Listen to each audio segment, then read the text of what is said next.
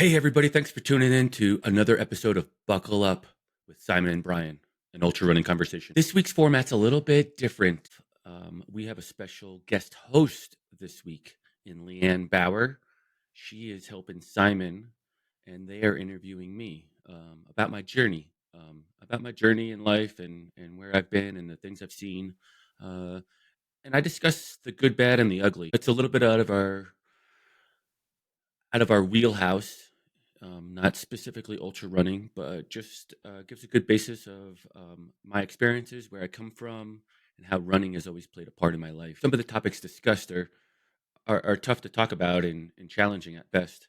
Um, I want to offer you the opportunity to reach out to someone that you care about and trust in, to share maybe some struggles that you're having.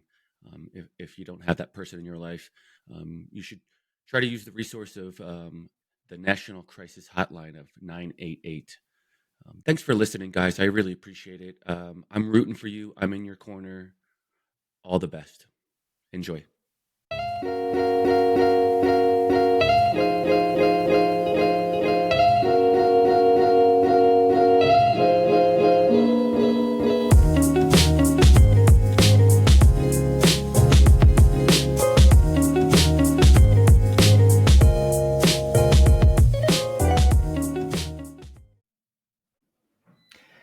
Welcome to Buckle Up, an Ultrarunning Conversation with your host, Brian and Simon.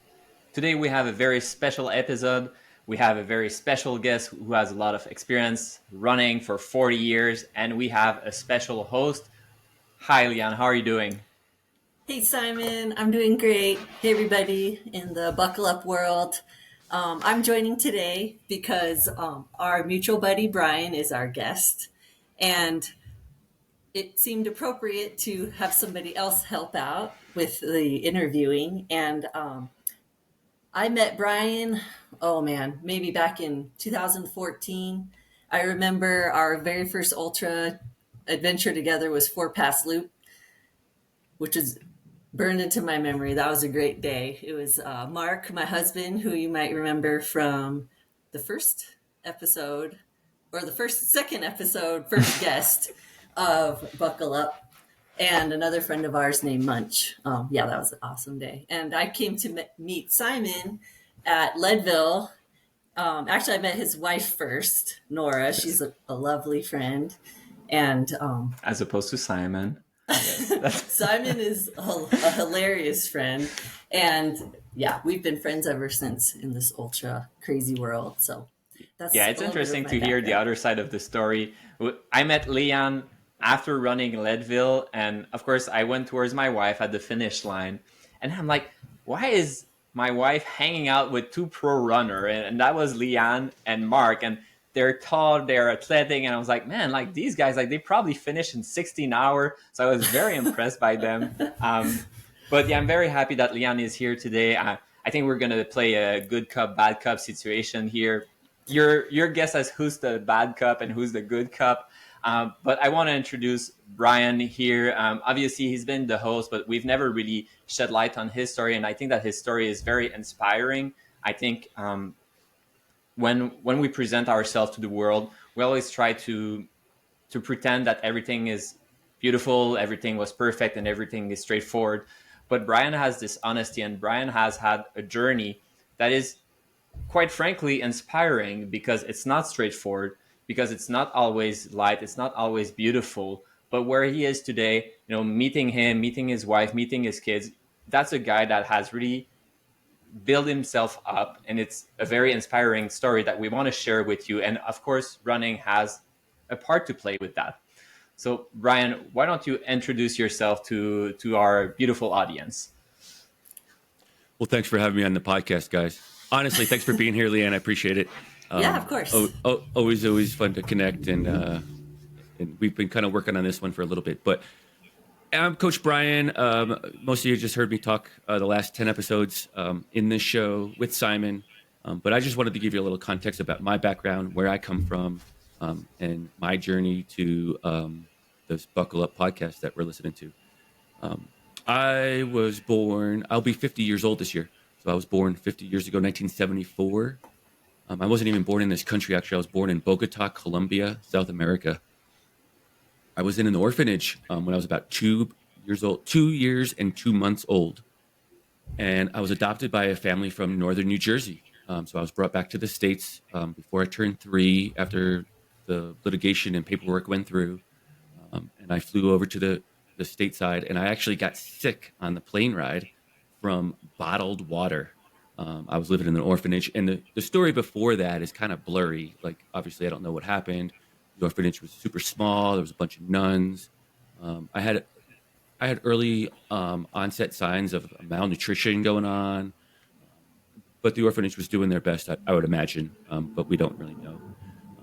And so that was basically how I wound up in northern New Jersey and became American. From there on, I actually grew up a fairly regular lifestyle. I had, an older brother and a mom and dad. My dad was like the recreation guy. He coached all the local sports teams and in our age groups, my brother and I's age groups, and regular school life, all those things.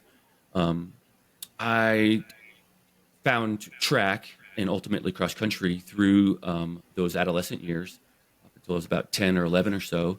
I was a runner at the track team. My older brother was a sprinter, so I tried sprinting, and I was okay at it, but I wasn't that great.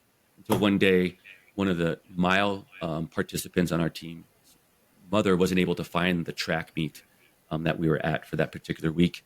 And I talked my dad into letting me try the mile. And he, gave me the whole spiel about going out slow and holding on to the end and finishing strong. And I completely disregarded that. I went out like a bat out of hell and took the lead from the get-go and never relinquished it. And the ongoing joke is that I never ran 100 meters again. I only ran distance after that. So that's where I found my passion for running. That was the roots of it, those deep-seated roots. At the early age, I also ran cross country, which became more of my favorite than the track itself. But I didn't mind any of it either. Honestly, anything running related, I was in for. During my adolescent years, maybe early teenage years, 12 years old, my family split up. We had a pretty hard breakup throughout the family. My brother is quite a bit older than me. He was going away to college. My mom had to go and get a job, and I was pretty much left at home, really unsupervised, from about 12 years old and on. And it kind of stung a bit, like out here I was in this big house full of people, and then I wasn't. No one was around. My mom was working nights as a nurse. She was putting herself through school during the daytime and then sleeping whenever she could. So not to fault my mother by any means, but she was just doing the best that she could. And it just allowed me to have way too much free time for a 12-year-old. And I started getting in trouble, started doing bad things, hanging out with the wrong kids, or maybe I was the wrong kid that people were hanging out with. Who knows? But my mom was quick to have picked up on it. She was in the nursing field, the psychiatric nursing area of nursing, and she picked that up super quickly and was trying to get me some help and help me out with treatment facilities and different programs. And I actually talk about that quite a bit online if you follow any of that, the stories that I put up most recently. I was in a bunch of treatment facilities for about the next 3 years or so, from about 14 until 17 or so, in and out of different facilities, different styles, different formats, different levels of therapy. I mean, if you're listening online, I'm using air quotes, therapy. But it was, life-changing. It was those events that I have a hard time going back to and looking back on, but they ultimately, help shape the person I am today, whether they're good or bad or indifferent. I think all of our life experiences help shape the people we are, whether they're good, bad, or indifferent. I didn't find much relief, and quite honestly, I think I might have learned a little too much about the criminal side of adolescent drug use and just bad behaviors in those facilities, because there was kids that I may not have been as bad off as some of the other kids in the programs. And so I may have learned bad habits from those kids growing up in those facilities. I actually became pretty dang street smart, quite honestly. The schooling, the education was pretty much garbage. It was a joke. It was It was non-existent, basically. When I did turn 17, I just took a general education diploma from the state of New Jersey, passed it on my first go-round, and walked away from high school. When I did age out of those adolescent programs, I struggled to find my way, like anybody in those situations would. I found a little reprieve in joining the military. At 19, I joined the Marines. I stood out as a pretty stellar recruit in boot camp. I could easily follow directions. I could easily get in line. I could easily do the physical aspects required of Marine Corps boot camp. And I actually excelled in the service. It was a great experience. It wasn't maybe the structure that I needed, but it was good direction to kind of keep me organized at 19 and being pretty wild. After the service, I decided to drive around the country and kind of check out what other things were about. I had only seen the northern New Jersey, New York, Pennsylvania, tri-state area.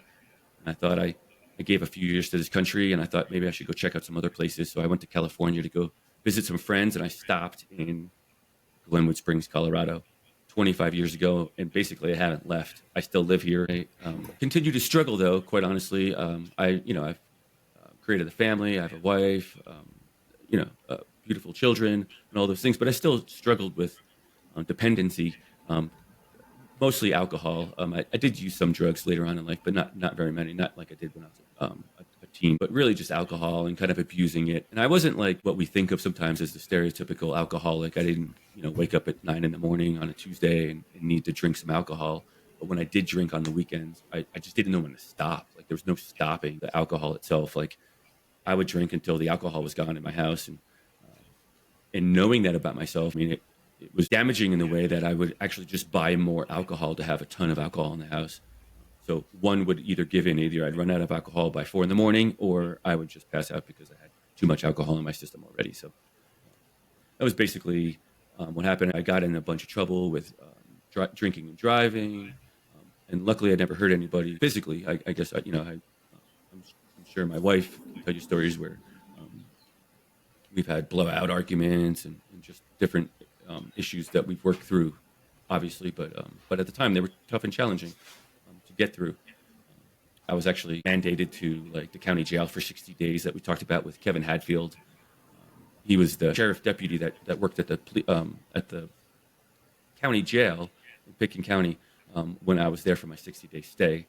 So you might have heard that story in a previous episode. But in short order, those things all didn't really change that much of the big plan. I did at the end of my drinking,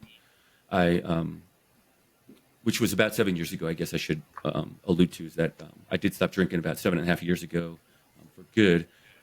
One night I was coming home from a friend's house in my neighborhood. I was trying to do the right thing, and make some slight changes, but I knew there was something else had to change in my life in order to really grasp the idea of sobriety. And I rode my bike to a neighbor's house to watch MMA fighting. It was December, and it was like 5 degrees outside. It was cold. I was actually proud of myself for doing the right thing. I had a backpack full of beer, had my bicycle, no car keys on me, wasn't able to drive, or made the choice not to drive is what I'm trying to say. But I wound up crashing my bicycle on my way home. I completely imploded the side of my face. I broke my nose. I broke my cheekbone off of my skull, so it was dislocated. I had to get it repinned back up. And they did some plastic surgery through my eyelid on my right side of my face to put me back together. And that was basically the straw that broke the camel's back. Katie, my wife, said no more. My kids were just old enough to be pretty dang scared because I had stitches and cut and I was swollen. I actually had such a concussion I couldn't go to work for about a week. And when I did go to doctor's visits, I couldn't look out the window of the car because the passing trees and objects outside of the window that were moving past the car would actually just throw off my inner balance, and I'd have to look at the floorboard just at my shoes so that I could not feel dizzy, and that's the effects of severe concussion. That was December 10th of 2016, 12/9/16. So I count 12/10 as my first sober day. although I was probably licking the wounds of a hangover in the hospital, trying to get my face put back together.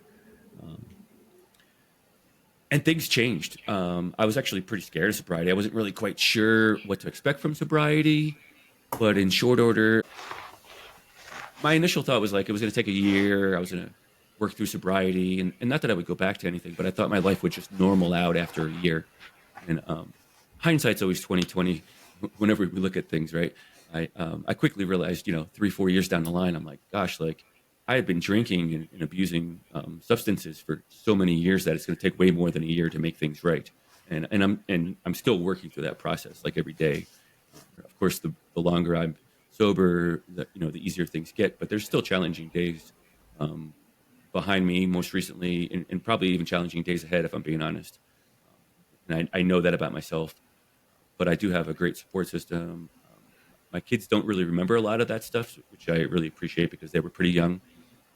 But Katie fully understands. She had seen, a lot of the changes and the growth and the differences that have happened in the last 7.5 years. Yeah, I mean, thanks for sharing. I mean, I really appreciate the honesty and the transparency here. I think, when I hear all of that, the first thing that comes to mind to me is that I'm a strong believer of, well, I accept super exception, but there's no bad people or intrinsically good people. There's just good action and bad action, and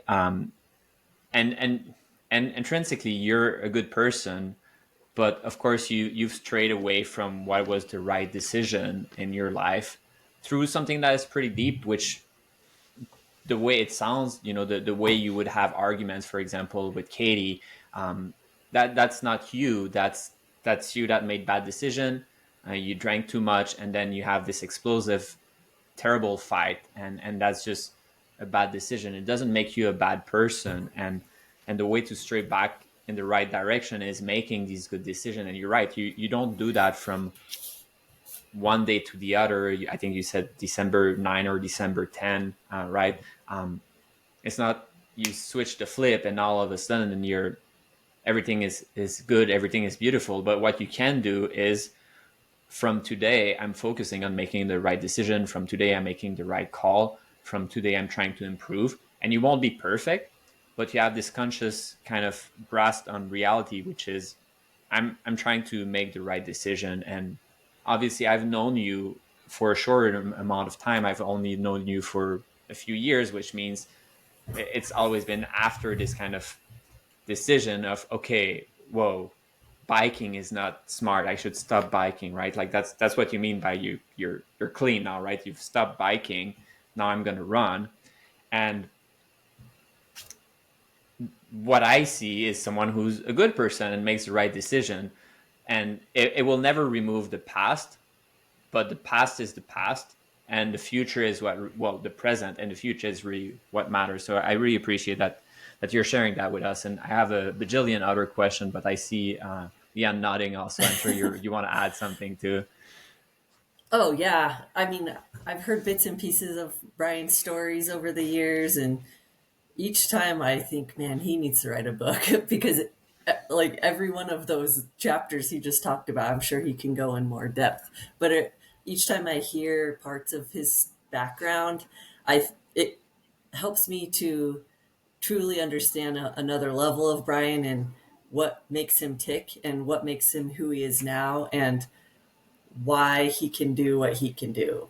Like even back to being 2 years old and an orphan, he was handed an obstacle in life and he overcame it. And maybe a lot of that situation he didn't have much control over, but it sounds to me like his obstacles kept coming and he kept overcoming his obstacles. And it's almost like his life is like 100-meter hurdles with just like a hurdle in the way after another. And he just continues to blaze through and find a way and come out on top. And comparing that to ultra running, it makes 100% sense. Like you put yourself in these situations, you don't really know obstacles you're going to encounter along the way. And he finds a way to overcome because more races than not, he's finished. And there's been some serious challenges along the way. So I commend you for overcoming all those tough times in life, because you've definitely come out on top. I appreciate it, guys. Thanks for the feedback. I always enjoy sharing my story. I think I think it helps me as well as helps others, um, maybe to share their stories and maybe realize that everything that, even if you look at my Instagram, most of that stuff isn't on my Instagram page, is where I'm getting. And I think Simon alluded to that in the beginning. Sometimes we show our best faces, but I think talking about some of our struggles for me personally helps me, but also might help somebody else as well. Yeah, for sure. And I mean, it's a very different scale. But when I give advice for running, I'm always thinking if I help just one person, it was worthwhile. So if today's discussion is helping one person think about, I think I'm on the wrong path, and I just need to steer it in the right direction. It was well worth it, right? Well, I guess we're three people, so let's aim for three people at least. That's the impact that we're aiming for today.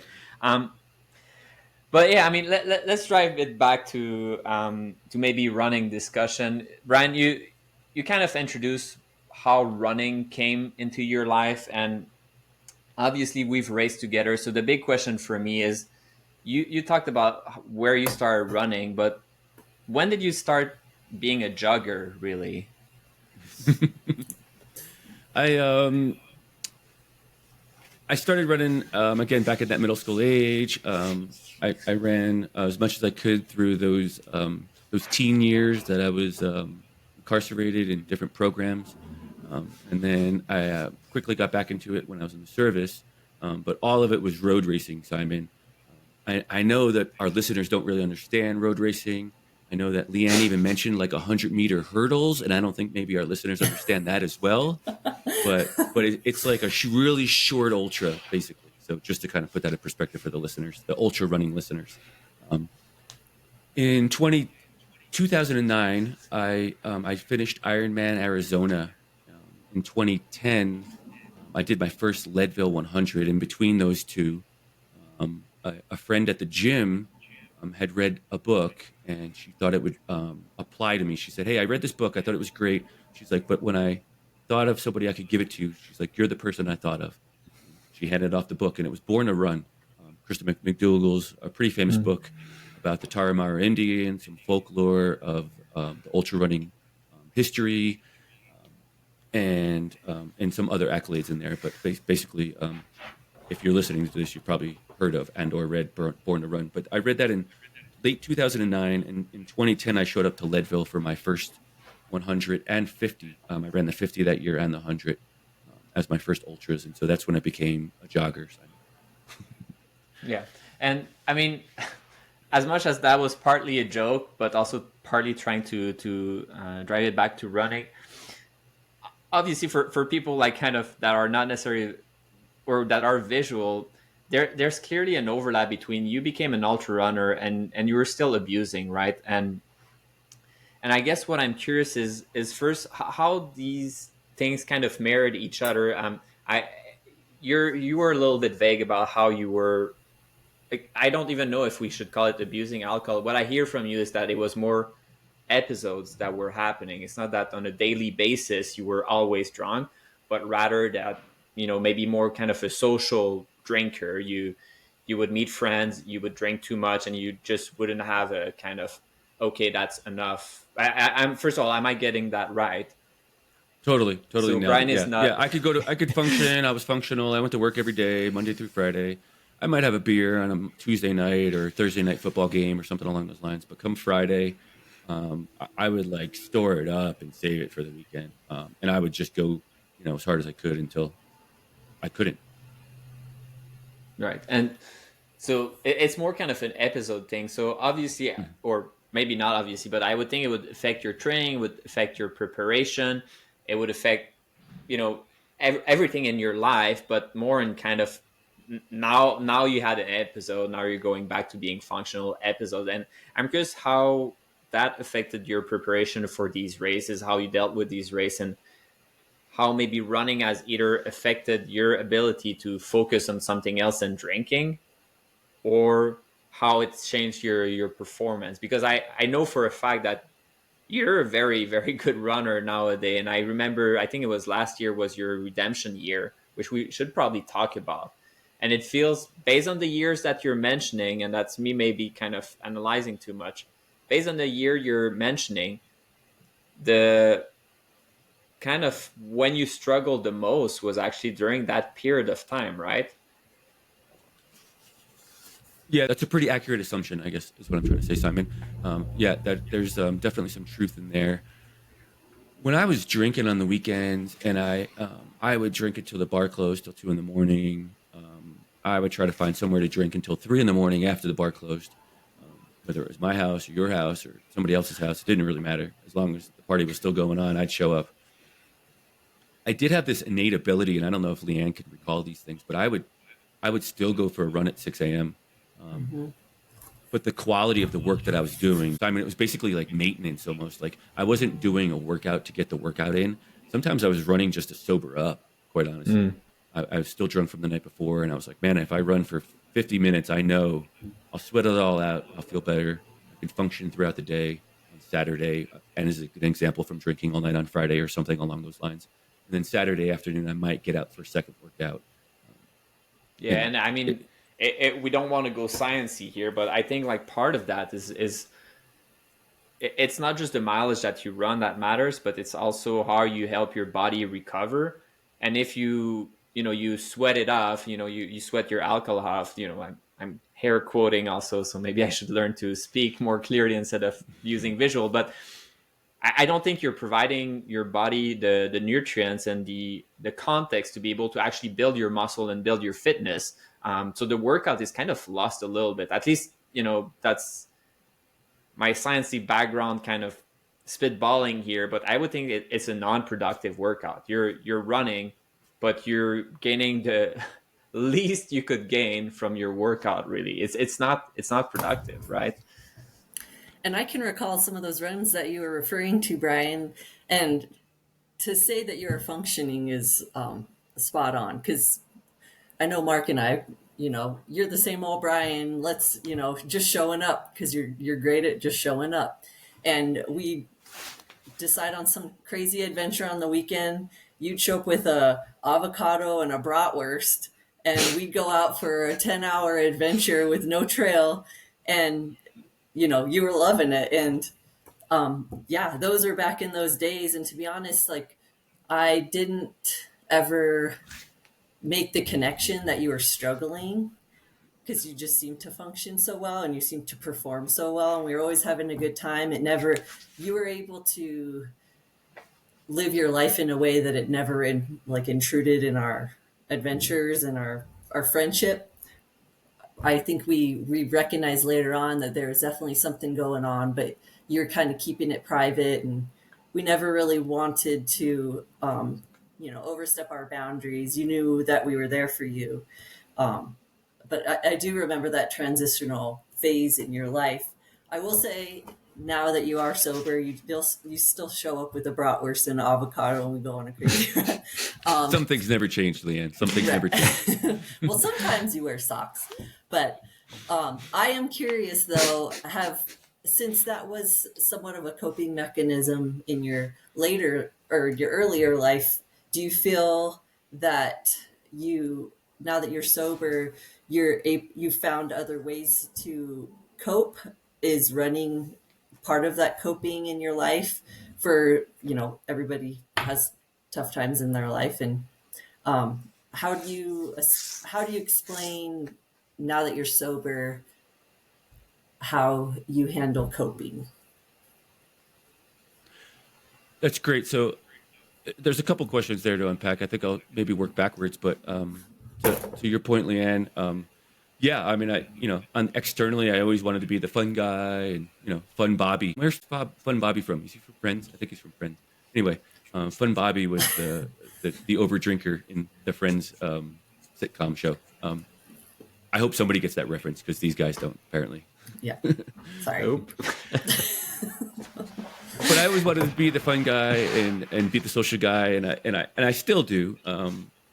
And so I think I tried to hide that as best as possible. Apparently, I hid it pretty well, because sometimes you didn't recognize those signs, and of course I wasn't sharing them at the time. that it was happening. Running, using running as coping now as opposed to then, and I think it's actually the same coping. Like running was just getting me by when I was drinking, and running is just like my free time away from the stress of life and all the things outside of running. My work, kids, family life, all the things I'm juggling all the time. Um, Running helps with that stress, but I think just opening up and being more honest with my wife and my kids and kind of sharing my journey in different outlets and different formats. I read a lot of books about sobriety, and I listen to a lot of podcasts about ultra runners in sobriety and sobriety and ultra runners and all sorts of different takes on that in different angles, just to kind of get relatable stories. I feel like I relate to those stories, and they help me see different perspectives of my own journey. And again, that goes back to like me sharing my own journey, because maybe I can help that somebody, like somebody else's podcast or book has helped me. Somebody else's journey and story has helped me. Running is still like the great equalizer, and it was then. I mean, like I don't know if I would have. I, I don't know what drinking might have looked like if I didn't have running. I mean, running was a definite outlet and a relief from other things in my life, other stresses in my life, like drinking too much. Um, I do, and then I'll go back to Simon's question or his point about like the quality of workout and the quality of content of training while trying to manage an addiction. And I think it's like the great unknown. I mean, we just don't know what potential I could have had if I was able to not drink and put in quality work. I was just getting by. I was having fun doing it. Um, for the most part, I have a decent amount of natural ability that allows me to have fun and do those things and go run with a bratwurst and an avocado on a hangover. But who knows? I mean, we just don't know what it could have been like if I didn't struggle with alcohol and have other struggles that got in the way of a more regimented training program. But you know, so it's hard to say. I see your point, Simon, but it's like the what ifs. Like we could ask those questions all day, but we don't know. Yeah, I think it's actually it's interesting, and going in the vein of where Leanne was going a little bit is, I think we hear often stories of someone who had substance abuse addiction, and then they turn to running. They introduce running as a kind of, okay, like I was drinking a lot, now I'm not drinking. What am I gonna do with myself? And then they start running, and there's what's her name? Katra? Oh, Kutcher Oh, Corbett. Catcher Yep. Corbett. Yeah, like for example, I mean, she wrote the book, and there's a lot of examples like that. And what I'm curious to hear is, it's not as simple, or I mean, I don't know because I didn't try, but it doesn't seem as simple as switching it off and saying like, okay, I'm not drinking anymore. I'm not drinking anymore, right? And I would be curious to hear, what did you change in your life to achieve that, and what was the struggle, and do you have any tips for people to that are going through that or that are thinking about making these steps? Yeah, that's great. That's a great question, Simon. And yeah, just taking the alcohol away is the most basic aspect of stopping drinking, right? But you have to stop the behaviors and the associated habits that you have caused in there. Um, I used to tell myself I really like to play billiards, right? And that was my excuse to go to the bar. Of course, it was like all undercover, right? And I do like to play billiards, but I'm not like a billiards shark or anything crazy. Like I was really going to the bar to drink, but like I would disguise it and hide things. And so, I think just being honest with myself and the struggles and challenges I was having, changing, I'd say changing friends or friend groups, but I think it's maybe one level deeper than that. And I think it's finding out like who's in your corner and trying to help you, and who's in your corner and who's not in your corner and is trying to almost aid you in negative behaviors. And nothing against those people that are aiding me in negative behaviors. They have their own struggles, and it's not on them to change my ways, but No, they're for sure. they're working their own process of whatever that is. No, exactly. And I think that comes back to, it's not a matter of you have good people and bad people, but there's definitely a behavior that is not align with what are your priorities right now. And these people will potentially go through their journey a little bit later, but right now hanging out with them is just trouble. It's going to make you take the right it's going to make you take the wrong decision. I had other vices that I've also quit. When I started triathlon training, I don't know, in 2000, I guess, 1999, 2000 year, right at the turn of the century, I quit smoking, and I could almost correlate your question to that scenario. You could still smoke in the bars in Colorado at that time, and I couldn't go to the bar because every time I walked into the bar, it was just filled with smoke, right? And so I also wanted to drink, so I wound up drinking at home quite a bit more for about that year before they banned smoking in the bar inevitably. But initially I couldn't go into the like where they were smoking cigarettes, and there was one bar in town, in our little town here, that didn't allow smoking because it was a restaurant as well. And so that was like my establishment for that year. Where I'm going with it is that I think I've heard through some counseling as an adult, not the childhood places I was at, but as an adult through some adult counseling, that if you go to the barber enough times, to the barber shop enough times, you're bound to get a haircut. So I didn't go to the bar at 11 o'clock at night anymore. I didn't put myself in those physical predicaments to be susceptible to going back to my old ways of drinking. My wife does not have a problem with alcohol, actually, we quickly established this known fact that she could have a beer at dinner, and she would leave like a third of the beer at the table, and we'd pay the tab and leave, and I'd see that she didn't finish her beer, and I'd be like, that's sacrilegious. How do you not finish your beer? And I've probably had a dozen by then, so like of course I'd had to finish her beer when we left. But that was pretty quickly evident that like she didn't have a problem with alcohol when I knew I did. So we still have like alcohol in our house. We have alcohol in our house right now, and so I didn't remove alcohol from like my physical presence around me, but I just made better, smarter decisions, and started to open up to those people around me that are close to me. My wife, in particular, obviously, initially, and then kind of like growing that outreach to different people that I was willing to share with.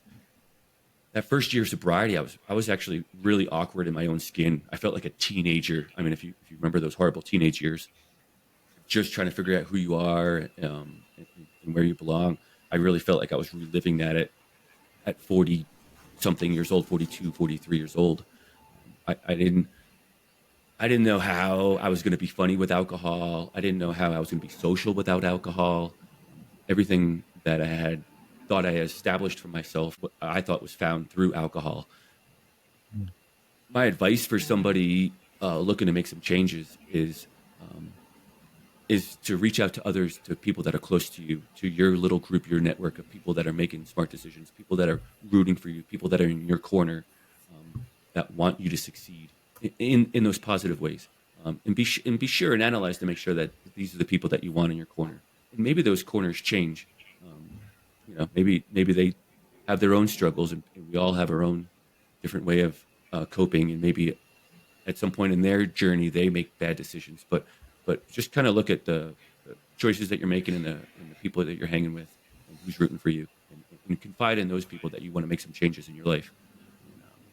And I think that's support generally. I think that that's very profound, because there will be people that if you communicate that, they will be very supportive about that, and they will simply support your behavior and accept that, look, we used to hang out going drinking, that's what we were doing, but I understand that, look, if we maybe meeting in a bar is not necessarily the smartest thing. Like, you stop drinking but I don't, so let's meet at the bar and I get drunk in front of you. Like, that's kind of the wrong behavior. But there will be people that say, okay, well, let's go hiking, or let's go do something else, because even myself, I can think of groups of friends that I hardly can imagine meeting them and not going drinking. If I was trying to remove drinking from my life, these friends, it would be almost hard to meet them. And the parallel that is kind of weird a little bit is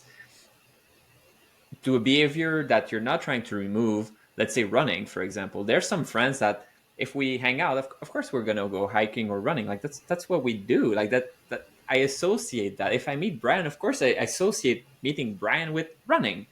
And if for whatever reason I had an injury and we cannot run, it's, well, what are we doing here? But I'm sure Brian would understand and will say, let's go to the bar together. But yeah, associating with the right people that understand the tough decision that you're making is pretty important. So I appreciate this insight.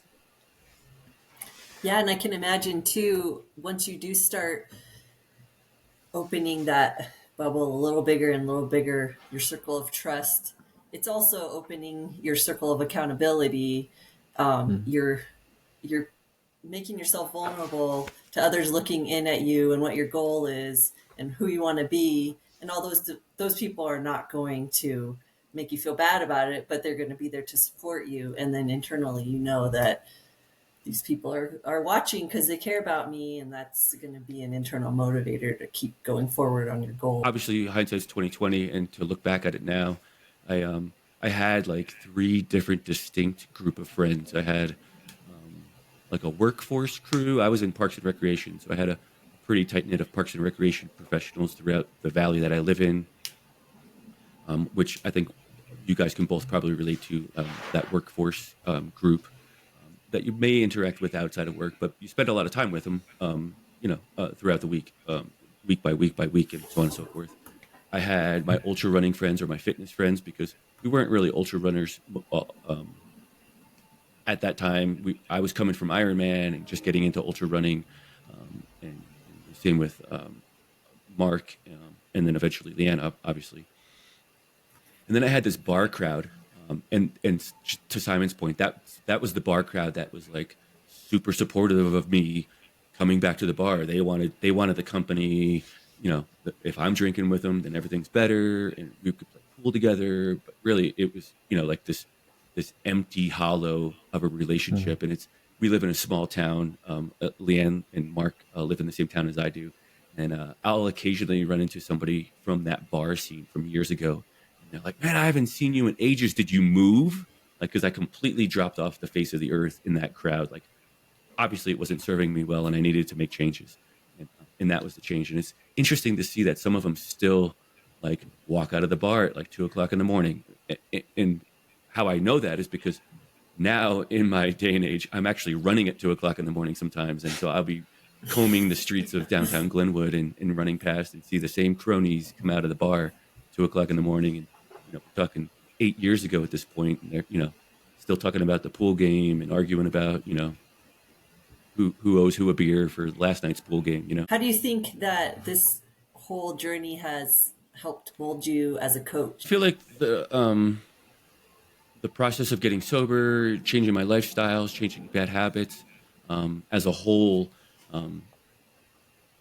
has created a better communicator. I'm still pretty quick to comment on things, and sometimes I don't think through the thought process, but I'm better at it now than I was with alcohol. I think a lot of things just blurted out of me when alcohol was involved, or even in that time that alcohol was in my life, whether it was Monday morning or Friday night. I've learned to appreciate and value conversation a little bit more, my role in the conversation. And so I think things through just slightly more. I'm not going to say I'm great at it by any means, but I think that helps communicating well with others. I did start a coaching practice after getting sober. So there wasn't any like crossover in there where I was a different coach from before. So I don't have that as a reference point to look back on. But I think just in communicating well and being passionate about the sport that I do helps me be a coach. And I think the process of getting sober helped me communicate better. Yeah, and I would think that kind of your journey and being able to face struggle is something that probably makes you a better coach. I think coaching is sure like how to structure a training plan. I guess that's the most basic thing, but but it's also understanding the struggle that the person that you're coaching is facing. And you faced a lot of different struggle. Of course, we're talking a lot about the alcohol, but I mean, if we go back to what Leanne said, at 2 years old or 2 and 2 months, you were adopted, you went to different countries. That's a very hard journey. And everywhere along the way, you were able to find solution. And I think that will help you develop empathy. And that will also help you develop a more, okay, like we're facing a problem right now. How do we solve that? And you'll be able to communicate that with the athletes that you're coaching, which I think is something that is invaluable, which goes way beyond how fast should you run your interval like that. I mean, you can go online to find that, but to find someone who has empathy, that human side, is extremely important. I think you mentioned it at the beginning. Of course, these experiences were not positive. And of course, if you could write your own story, maybe you would change a few things, but they make you who you are today. And that's something that can never change. You are who you are, and the past was not perfect, but through that you've grown, and that's where you are today, which is the friend that we have, and the guy that we love running with and we love joking with. For me, I think my experience, the first time that you opened up a little bit about these things was when we ran Bad Water together, and you were pacing me and I was struggling.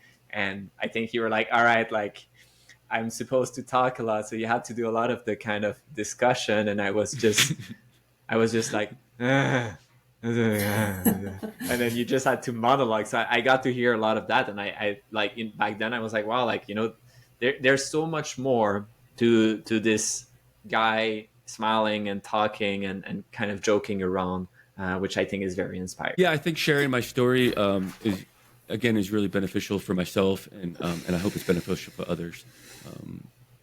It's fairly selfish, obviously, to share my own story and my own struggles. It helps me get through the processes and just kind of look back and reflect where I come from, and be grateful for where I'm at. I've come a long way. I mean, I have, again, a beautiful family, a beautiful wife. I love what I do for work. I love the space I live in inside of this ultra community. And those things, when I was growing up, were so far-fetched from a reality that I could ever imagine. I could not imagine being an adult, could not imagine growing up and holding any sort of accountability or structure or being in charge of other human beings, being my children. It just didn't really compute at the time. And so it's interesting to look back and kind of reflect on where you come from. Yeah, and consider yourself in 10 years from now. Like, who knows? Who knows where this is heading? And I also want to comment on Simon's comment earlier about if we were all injured and we all met up to hang out, what would we even do? I kind of imagine like when we're all, 100 years old and we're no longer running, we'll just sit around and talk about running because that's what we do best. I think there's a country song at Leadville. I think there's a country song. I think there's a country song in that theme right there. Yeah. Can't even imagine what the shelves in your background of it will look like then with the belt buckles by then. Yeah. I feel the story we were going to tell is for sure the time that you were at the aid station at Leadville and I come in, I'm all happy and peppy and I'm talking and everything is fine and you stop filming and then I take a pill and I start just puking all of a sudden. And then you took the camera and you start filming, you start joking. That was beautiful. That was perfect, actually. Oh, yeah. I knew that was going to be pure gold. You got to get those moments. I regret so much telling you this is a boring aid station. You can stop filming. And then 5 seconds later, I start just projectile vomit. It came out of nowhere. It's like, damn it. Why did I tell her to stop filming? That's where the action was happening. But you were quick on it. So it did. Again, I apologize for any splash. Oh, yeah. That was a fire hose. And it even went down the gutter of the road for a little while. I was like, how much of that was in you? Wow. It's very impressive. we've all covered a lot of miles, and I'm sure we could share just buckets and buckets of stories by the time we grew out of the sport, whether forced out by age or not. Leanne, though, seems to get the brunt of it for some reason, because Leanne and I shared a moment in 2020 at Moab. That's a classic picture that I use quite a bit on my social media, of me laying in the middle of a paved road for about 8 minutes, right, Leanne? Oh, yeah, actually very precise. Yes, that was actually my last question here on this list is what do you do for an athlete that lays down in the middle of the road during a race? Because yes, I was going to try to throw you off. Hopefully you'd remember that memory. But yeah, Brian, we were on the middle of a 20-mile section towards Wind Whistle Aid Station. And actually, we had just finished a very long straight section with a headwind, and you were right behind me as I was like trekking forward into the wind, and I was breaking the wind for you. And then the road turned sideways, and we were just getting beat by the sun, and it was just you were starting to get the waves of just being really tired, which is pretty normal on a 200 plus.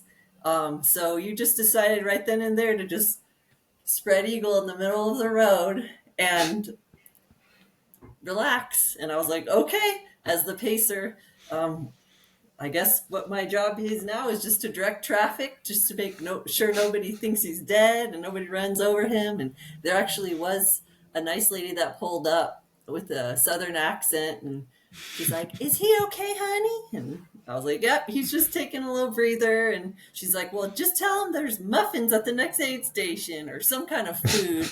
And you did pop up pretty quick after that, but yeah, that was not because of the muffin reference by any means, but yeah.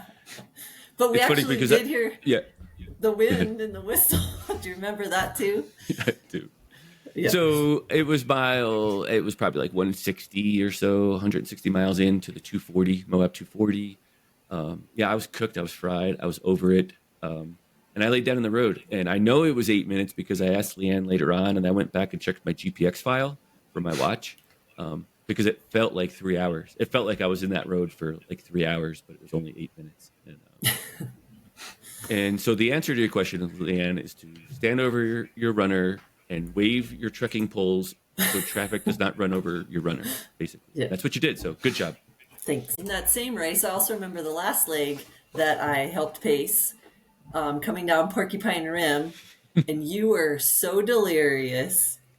You were dream walking, and I know, thank goodness, it was dark, because that, if anybody's been on that trail, it is just a drop off into an abyss of blackness, and you were just like stumbling all over the place. It was gravel, and I swear I was gonna you just go right off the edge, but thank goodness you didn't. And then we finally got down to the road, and we stopped on the bridge and did bridge yoga. Do you remember that? I do remember just that. Like a couple miles away from the finish line, and we did some bridge yoga. But yeah, that was a fun memory for sure. For sure. Plenty of stories to tell when we can't run any longer. But yeah, I appreciate the conversation, guys. And I always, again, love sharing my story, in hopes it helps somebody, as well as helping myself. So. Yeah, no, thanks for sharing. I think that was really interesting, and obviously there's so much more that we would want to ask, but that might come in the future. But I think that was a very helpful, very productive discussion, and hopefully that can touch the heart of some people and making the right decision from today, going in the right direction. Absolutely. And thank you again for inviting me on Buckle Up. I had a great time.